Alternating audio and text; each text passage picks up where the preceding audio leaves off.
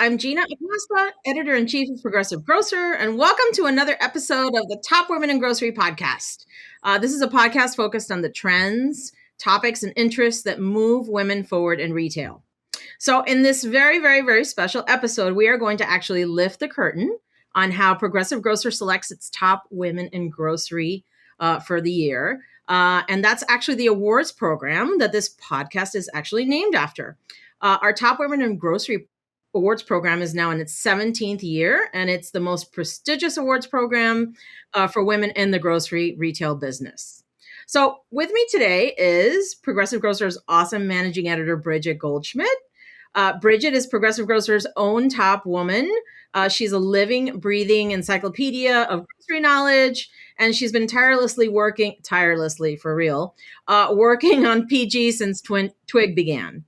And with me today also is Lynn Petrak. Lynn is our senior editor, and she has years and years and years of experience as a TWIG judge, not to mention decades. Is that right, Lynn? Decades covering the food industry? Yeah, unfortunately. Yeah. I mean, fortunately. Unfortunately for my age. Fortunately for my career. That's what I thought. So, Bridget and Lynn, welcome, and thanks for being here on the TWIG Podcast. It's great to be here. Thanks for having us. Okay, Bridget, I'm going to start off with you, put you in the hot seat first. So I want to sort of have you introduce yourself a little bit and talk about your background a little bit more than I did. Introduce yourself to listeners. And, I already gave some of your background away, but just whatever you want to talk about in terms of your background, that would be great. Right. Well, I've been PG's managing editor since 2003. So this year is my 20th with the publication. And that means that I was around at the inception of the Top Women in Grocery program. And I've been privileged to be among those contributing to the program's ongoing development. Excellent. Lynn, would you like to introduce yourself a little bit as well? Sure. I have been freelancing for Bridget for probably 15 years, something like that, and came on full-time a couple years ago as senior editor. And so I've been judging this for, at least 10 years, maybe a little bit more. So it's one of my highlights of my year, truly. Awesome. Okay, so Bridget, let's give folks a little bit of background about the TWIG program. Can you talk us through sort of like the timeline, why Progressive Grocer decided to launch TWIG, et cetera? Well, sure. Back in around 2006, 2007, we were looking for a way to honor women in the grocery industry. And this was at a time when they were only just starting to take on major roles and what had been, up till that time, a very male-dominated field.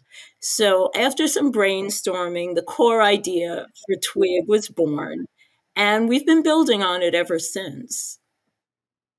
Excellent. So I've got a little bit of a curveball question here. I wanted to ask you guys to think about this a little bit. There may be people listening to this podcast, they're not at all that familiar with the grocery industry, right? So for people who are not that familiar with the grocery industry or what it's like to work in this industry or much less to cover the industry the way we do, why do you both think this program is so popular? Why do you think it's so important to the women in the grocery industry? And feel free, whoever wants to go first, answering that.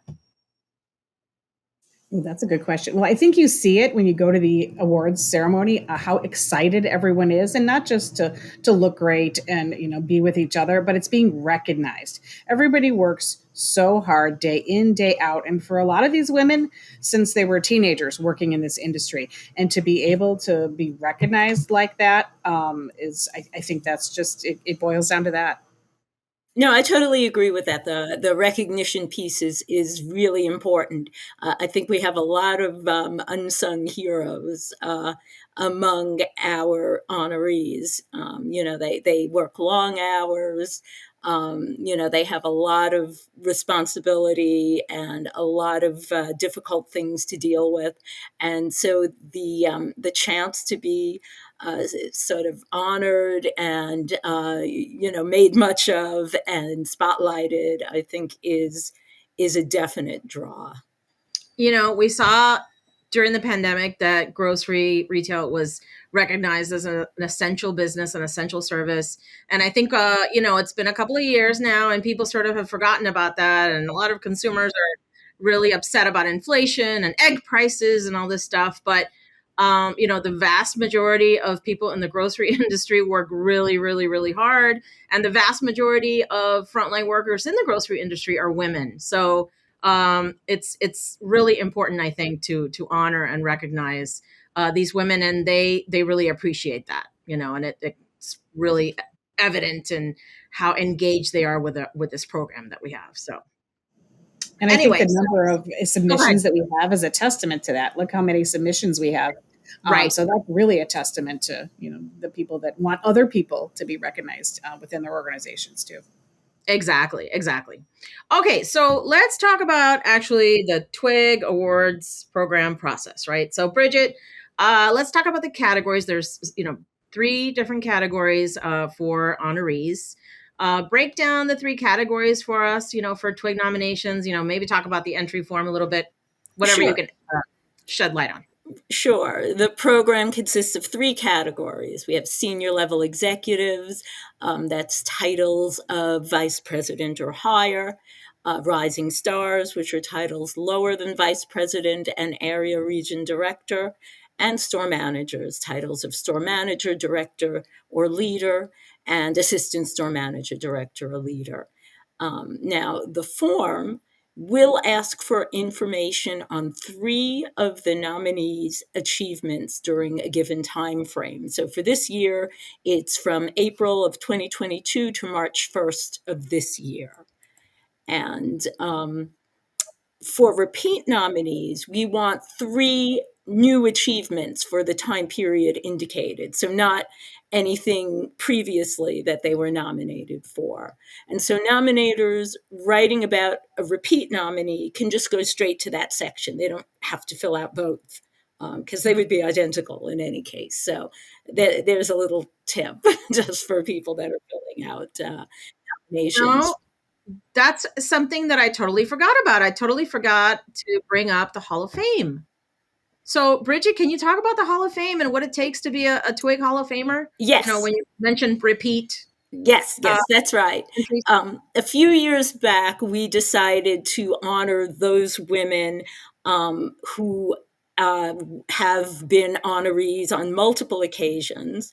So we decided to cap the number of times that a Hall of Fame inductee can be an honoree to 5. So once somebody has been an honoree 5 times, they are eligible to be inducted into our Hall of Fame and no longer eligible to be nominated as an honoree. But, they're permanently part of our Hall of Fame, just for their outstanding performance in the industry. I just got a story idea and I got to write it down. Okay. This is what happens to us journalists, and media. We're in the car, we're in the shower, we're on a podcast. Absolutely. Inspiration strikes. Story idea, we got to write it down. Anyway. Okay, great. Thanks for going over that Hall of Fame stuff. So Bridget, one of the frequent questions that we get, frequently asked questions that we get, is deciding on which category to enter. So how does one decide on which category, what makes a rising star versus, a senior level executive, for example? Right. Well, the categories are pretty straightforward, but we know that there are some companies whose hierarchical structures are a little bit different, where a director may be considered a senior level executive or something like that.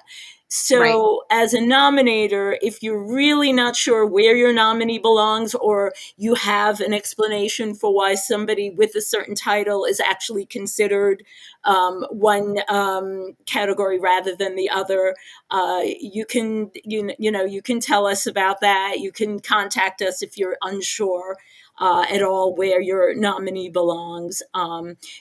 Or, as I said, if you have a structure where you don't use the same terms that we do for your senior executives or your rising stars, please do explain that to us, so we won't come back to you and say something like, well, we feel like this person might be in the wrong category. Right.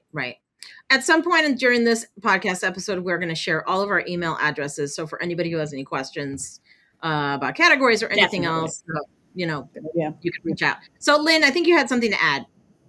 Well, just that the rising stars are our biggest category, and we have so many in that category, which is great. So it doesn't mean that someone has to be in the very early or the dawn of their career. We've had people in rising stars that have been in the industry for a few years. So that was just a point to make as well. Excellent. Okay, so another question that we get is the information submitted in my TWIG entry confidential? So, Bridget, answer. It is absolutely. The information is shared only among our editorial team and judges. Excellent. So, one of the requirements that we have when you submit an entry to the Top Women in Grocery program is that you submit a high-res headshot, a high-res photo. Can you talk about why that's so important, Bridget? We kind of sort of every year tend to have a little bit of a backup when it comes to getting these photos. So talk about that a little bit. Yeah, it's really critical because with so many submissions and hundreds of eventual nominees, having to chase down upwards of 100 or sometimes more than that usable images is extremely time consuming. And it often goes on right up until the issue deadline. So we're literally still chasing down images while, the thing is in production, while the issue is going out the door. And we really want to honor each top woman and show her off to her best advantage. But we can't really do that with small, blurry, low-resolution photos. And some nominators will put those in like as a placeholder or something like that, but we really can't use them. We do include specifications for photos, a 300 dots per inch, 5 by 7 inch JPEG headshot, which should be the head and shoulders only, in our news article announcing the opening of the program. But if you have any questions about specifications, just let us know. And this year, our final deadline for winner headshot photos is May 1st.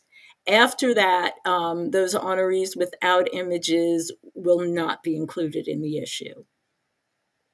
And we hate to see that. We hate to have to, absolutely, write up an honoree and sort of have a photo goes here. Camera shy. Camera shy. Right. Other places. Those photos go at our event. They're on the boards. They're in the magazine. They're digital. Right. So they, you want them good because they're not just, they're in multiple places where people see. Yeah.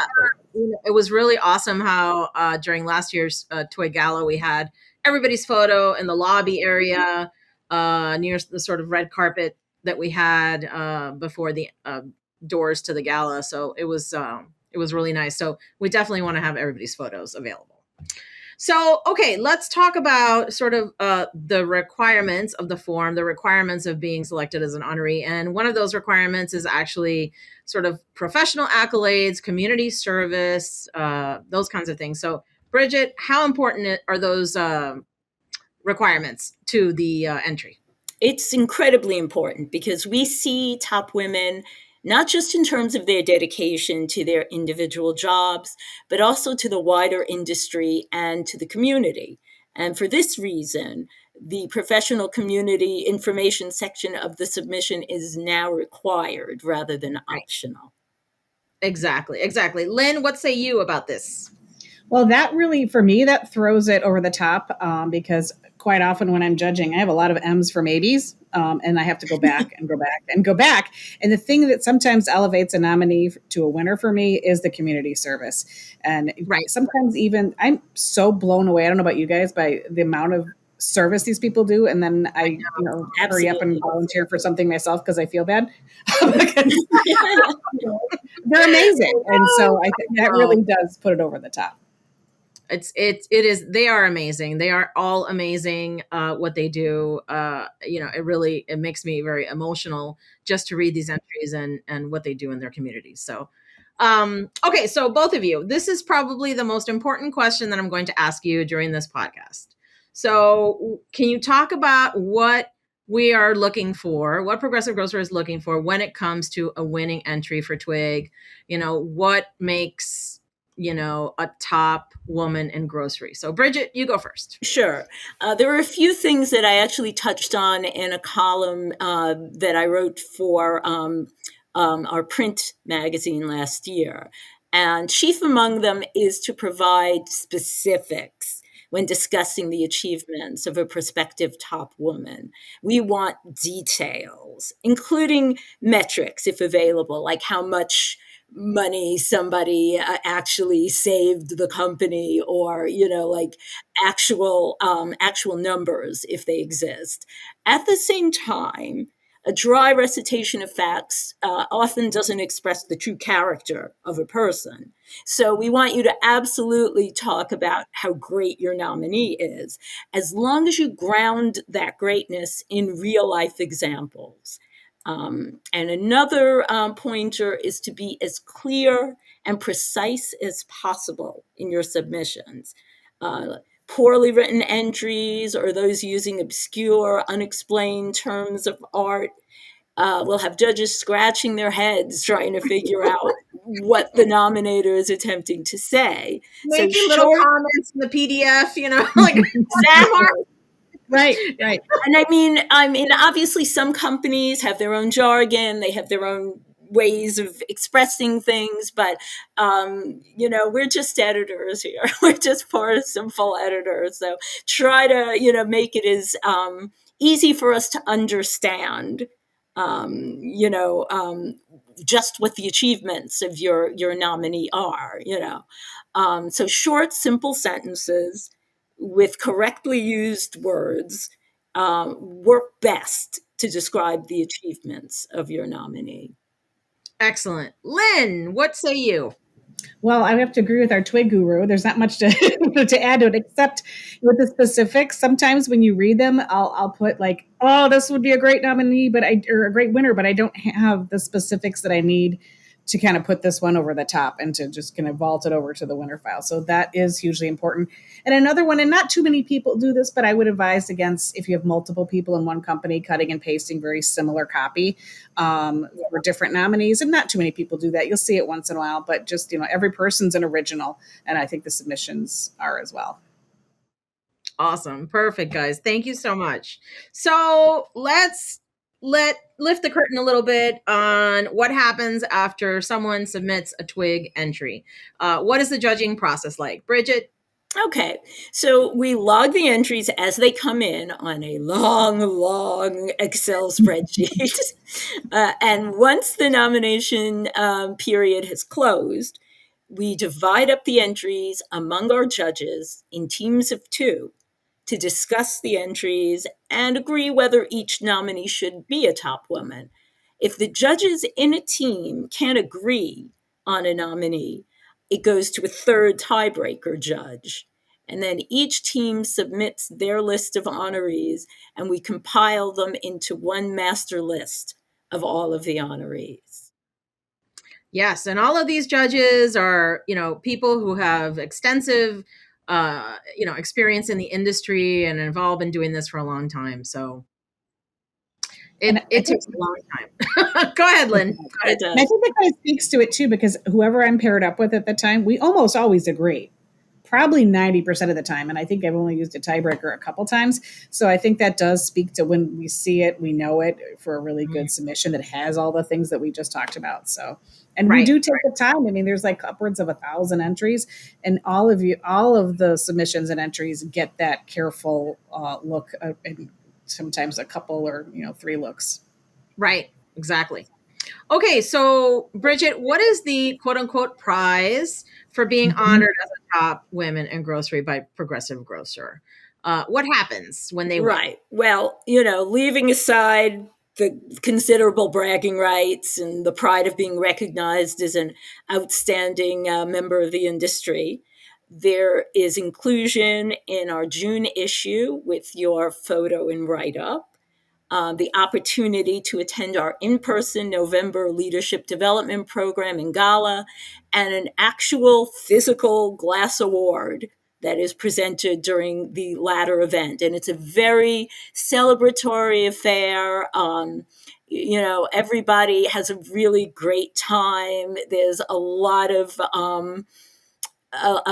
just a lot of love and Yes. It's a big networking, love and fest. yeah, Yeah. it is. I mean, it's just a really, really positive atmosphere, very supportive, and people come up to us all the time during, and we hear afterwards, like how much people enjoyed themselves, how special the whole thing made them feel. So for our honorees, I would definitely say, if you can attend, please do, because you will have a wonderful time. Yes, and they really you emerge after the event sort of feeling so good about your job, about what you do, about the industry in general. It's very motivational. It's very, very, very positive, and it's totally warm and fuzzy. It really the whole thing, it really is. So, Lynn, did you want to say a couple of words? Just that there's networking opportunities in addition to all the amazing, sentiments and positivity that comes out of it. There's network events for people to talk to each other and to learn from each other and to maybe even be featured in our program, whether it's leadership development program, panels, or other things too. Yeah, lots of sharing all the time. Or be it on the podcast. That's right. True. That's right. So, if someone cannot attend the gala for whatever reason, will they be mailed their award, Bridget? Yes, they will be contacted for the best address to have it sent to. And when should someone who submitted a TWIG entry check to see if they've been selected to be honored? What is the timelines? Well, normally we should be finished with judging and start on the notification process by mid to late April. So if you haven't heard anything by late April, early May, it's likely that your nominee wasn't selected. But you can always check with us to make absolutely sure. And for those who send in multiple nominees, the notifications will feature only the nominees. So those who don't appear were not selected. But I just want to remind everybody that it is an annual program, so you can always nominate people next year. Don't feel because somebody didn't get selected one year that, oh, that's it. Please, continue to send in your nominations.